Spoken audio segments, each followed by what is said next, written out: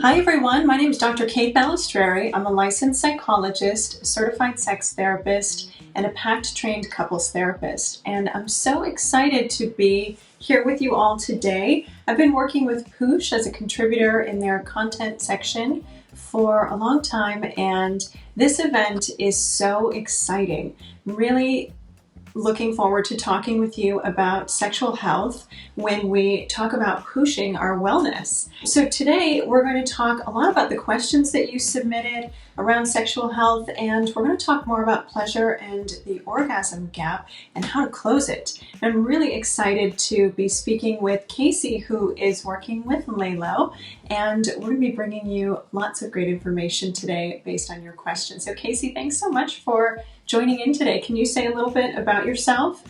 Absolutely. Yeah. Thank you so much, Dr. Kate. I am so excited to be here talking about the pleasure and orgasm gap, which is something that is near and dear to me, both as a sex therapist, a sex educator, and also just being a woman. But a little bit about me, I am a sex therapist that specializes in working with the LGBTQ community, specifically around gender and sexual expansiveness. So that is some of the lens that I'm bringing to this conversation today. And I cannot wait to get into all the amazing questions you asked and some of the content that we've just been so excited to share with you. We get into our heads that you're either having penetrative sex or you're stimulating the clit.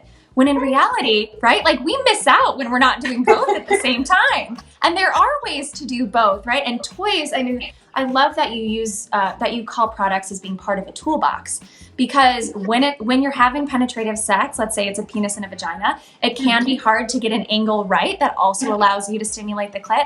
And that's where this toolbox full of toys can actually just take that to the next level and enhance it. It's either toys that both, like a rabbit vibe, that get both internally and the clit, but also in partnered sex, how do we make sure that we're still paying attention to this body part even during penetration? Speaking of kind of partnered sex and being able to work in something, the SONA 2 cruise is a really lovely way to do that because it's quiet and its focal point on clitoral stimulation is really, I hate to be redundant, but mind-blowing is the way to think about this. So when you stimulate the clitoris and the vagina, if you're talking about penetrative sex simultaneously, you have so much more opportunity for multiple orgasms, for blended orgasms, and you and your partner get to feel so empowered in your ability to co-create this orgasmic and pleasure-filled experience. It can be really joining. I love that. I almost, as you said, that was picturing sort of like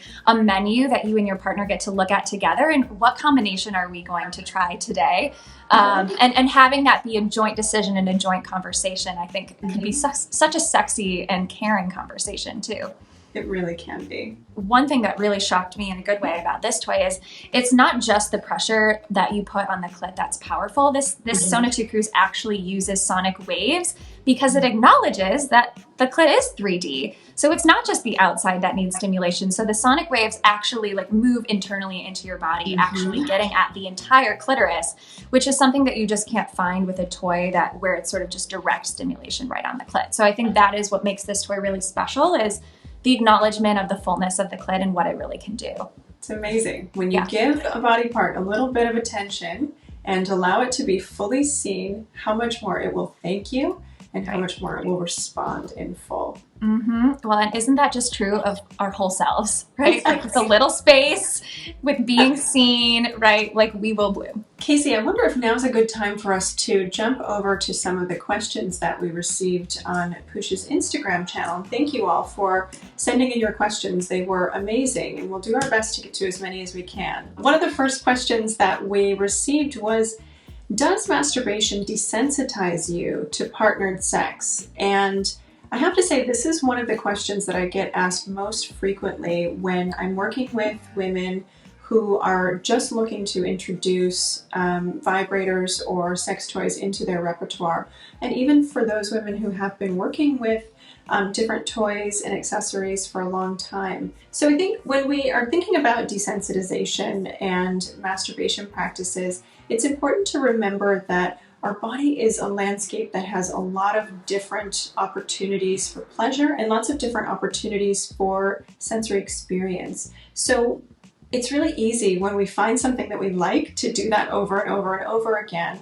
But when we're using a toy, if we get ritualistic in the way that we use that toy, meaning we do the same thing with the same amount of pressure from the same direction, then we can start to create an experience in the body of kind of habituated pleasure, making it more challenging to experience pleasure in other ways with a partner or even on our own. So if you've experienced this, I would recommend changing the way that you masturbate, even changing the direction or the pressure or maybe the cadence with which you expose your body to a toy, and really get curious with the different sensations that you can cultivate so that your body has a diversity and a panoply of sensory options to get excited about. By and large, when I meet somebody who's introduced a toy into their masturbation, it does really amazing things. It creates self-awareness. It allows them to communicate to a partner what they like.